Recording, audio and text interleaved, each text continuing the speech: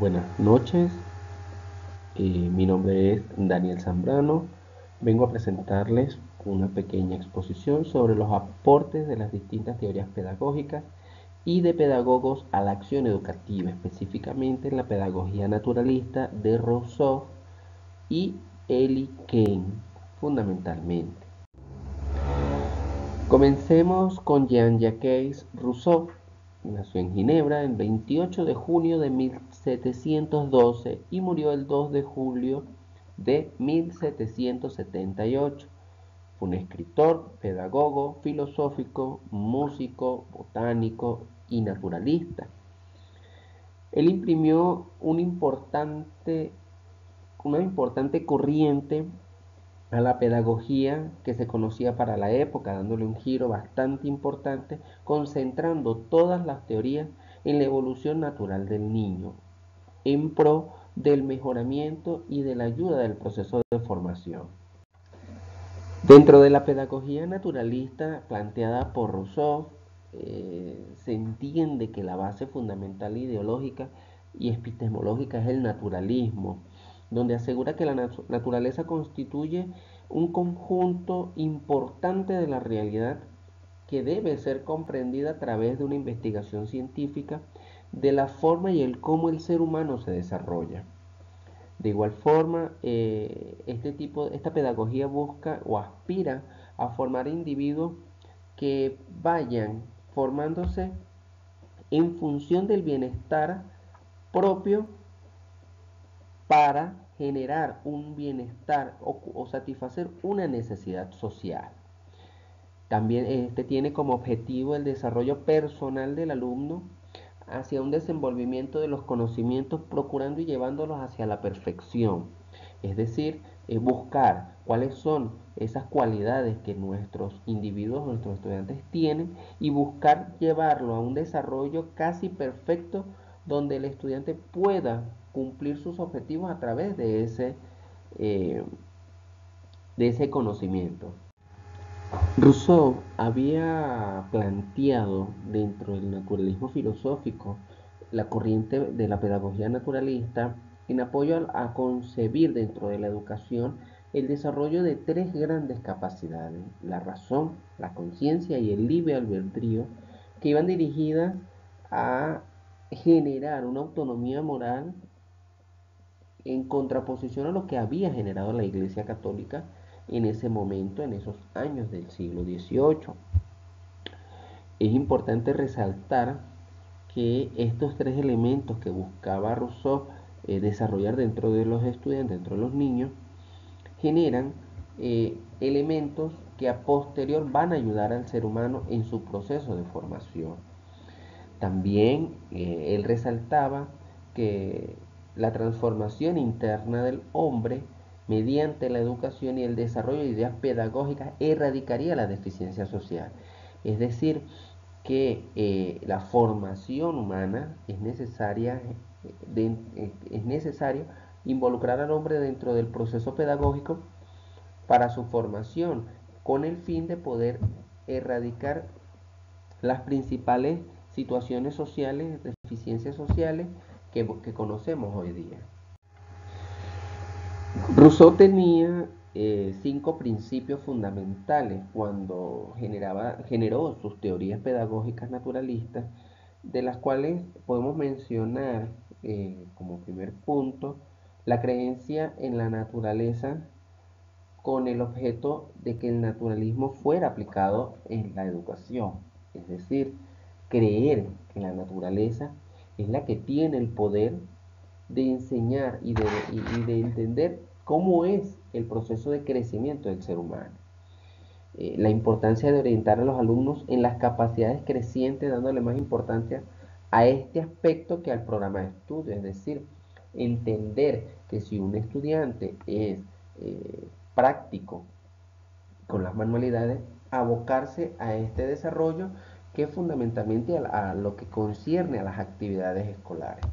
La educación se entiende como una creación libre que el espíritu humano considera propia. El proceso educativo debe ser mucho más libre, como lo es la naturaleza, que sean procesos que se vayan generando progresivamente y en función de la realidad. También insiste en que los sentidos son la fuente decisiva de la creación y del arte, haciendo alusión al romanticismo. Es necesario, y esto tiene mucha relación con el punto anterior, de que los sentidos deben generarse y deben tomarse en consideración dentro de todo el proceso de crecimiento y de formación del niño, en conjunto con la sensibilidad por los valores humanos y estéticos, sin dejar de lado la inquietud por los problemas sociales. Es necesario que, bueno, entender estas perspectivas. Por otra parte, tenemos a Eli Carolina Sofía Kane, nacida en Sundsvall el 11 de diciembre de 1849 y murió en Estocolmo el 25 de abril de 1926. Fue una escritora feminista sueca con experiencia en los campos de la vida familiar, la ética y la educación. Eh, Sus principales trabajos se enfocaron en su punto de vista sobre la educación, la libertad personal y el desarrollo independiente del ser humano, del ser individual, en este caso, de nuestros estudiantes. Keynes partía y generaba la teoría de que lo más importante es la vida del niño, el cómo se desarrolla, el cómo va evolucionando, qué va aprendiendo, y esto está por encima de la familia, la sociedad y el Estado. Es de recalcar de que ella era una pensadora, una escritora feminista bastante radical, con unas hipótesis, unas teorías bastante cuadradas y bastante firmes en lo que ella planteaba. Como vamos a entender, los padres y la escuela ahogan el individualismo del niño, y por eso tenemos que ir a liberarlos y tienen que ir en contra del sistema educativo. Es decir, tenemos que entender de que los reglamentos impuestos por los padres, impuestos por las escuelas, coaccionan el ser crecer del niño. Esto exige que se le conceda la mayor libertad a la educación, siendo las leyes de la naturaleza y observando el desarrollo personal del niño. Esto va en mucha correlación con lo que planteaba Rousseau, más en el sentido de que hay que ir ayudando a evolucionar al niño en función de sus capacidades naturales, pero él lo planteaba de una manera mucho más práctica y más sensible a las formas más radicales que lo está planteando Key. Ella también planteaba que en cada niño hay algo bueno desde el momento en el que nace. Esto también lo planteó en su momento Rousseau cuando establecía que había que determinar cuáles eran las capacidades y las habilidades de cada niño para desarrollarlas y potenciarlas a la perfección. Ella opina exactamente lo mismo, que cada niño tiene algo bueno, pero hay que identificarlo y viene desde su nacimiento. Ella generaba una protesta importante contra la competencia alentada por las calificaciones y se opone a que se otorguen premios y recompensas. Vemos como ella no está de acuerdo con la estructura planteada que conocemos inclusive hoy día del sistema educativo. Ella considera de que todo debe ser alentado en función de las cualidades y las características de cada niño, es decir, una educación mucho más particularizada, una educación mucho más puntualizada e individual. Key planteó o generó, luego de tantos años de análisis y de publicaciones, una serie de opiniones con respecto a la educación. Fundamentalmente ella planteaba que de no permitir que el niño consiga nada llorando, porque ella no estaba de acuerdo con los castigos, como se planteaba, pero tampoco estaba de acuerdo con que el niño debía ser grosero ni malcriado como lo conocemos nosotros. Ella ratifica que no debemos hablar de recompensas, sobornos o renuncias para hacer lo que el niño tenga que hacer. No, hay que hacer entender al niño de que es necesario que él logre y haga las cosas porque es lo correcto.